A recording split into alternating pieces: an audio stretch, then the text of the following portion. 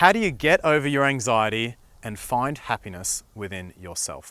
This is a crucial skill, and today I'm going to talk about just how to do it and relate back to some experiences I've had with clients to help you do that.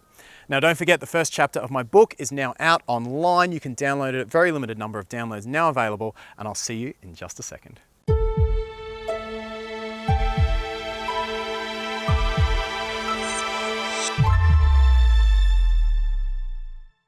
So I'm working with quite a few clients at the moment on beating their anxiety. They all come from different backgrounds and they all have different stories, but they all have one thing in common. They really struggle with anxiety around the men they're dating. And helping them with this has been a challenge. It's a challenge for me as a coach because when anxiety comes on, it can feel like it overwhelms you. It can feel like it takes total control of you, and you just end up acting and doing things that you later think, what on earth? What was I thinking there? What was I doing? Taking control of anxiety is a process, and this is something that coaches and psychologists work through with clients all the time.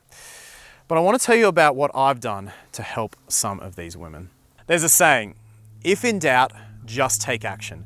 It's one of my favorite mantras in personal development, and I absolutely love it.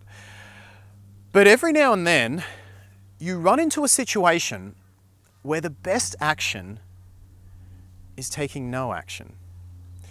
This is unusual advice, and I have to be honest, I was a little hesitant to give it, but in specific situations around anxiety, no action is the answer. You see, we don't get real used to feeling anxiety. Not today, not in our modern environment. We're the most over-medicated, over-addicted, overweight society that's ever lived. And yet we have it the best. We have all the things we want. We have so many luxuries. So why? How are we so over-addicted and so unhealthy? The reality is, we've been taught that negative emotions, that anxiety are such a bad thing, that you should never experience them, that you should never sit with them. And so as soon as we get them, we feel the need to numb them, to blind them. We medicate, or we drink, or we eat sugar, or we smoke, or we turn on the TV to take our minds off the anxiety that we're feeling.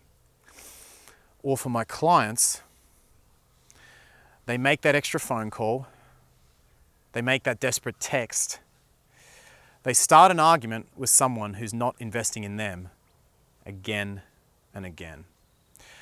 When we're anxious someone is going to believe we're going to leave, our body tells us to do something, break the anxiety, get away from it.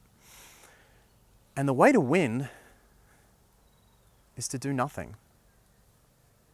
It's to just sit with that anxiety.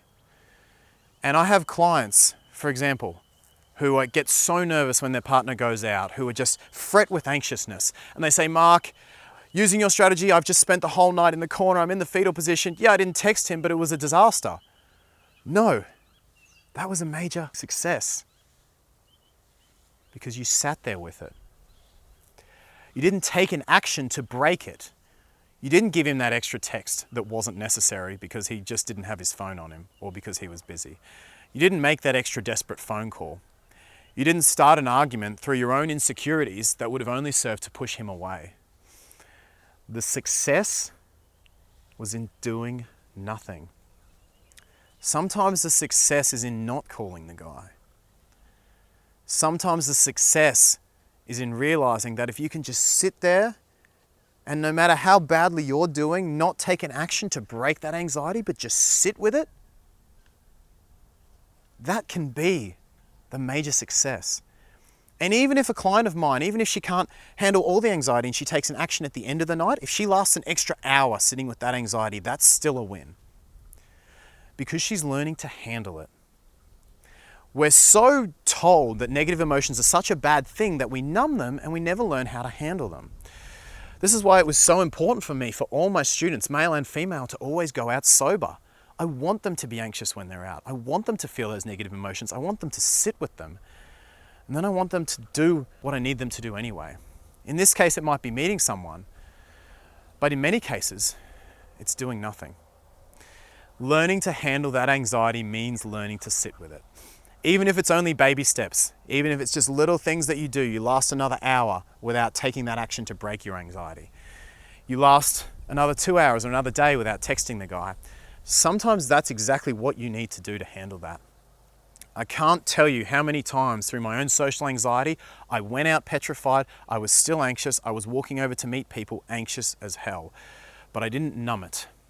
And that's the reason I've handled so many of my anxieties now. So to wrap up, what I want for you is to be able to handle your anxiety and find that happiness and security from yourself. But to do that, slowly but surely, you have to sit with it. You have to get used to it.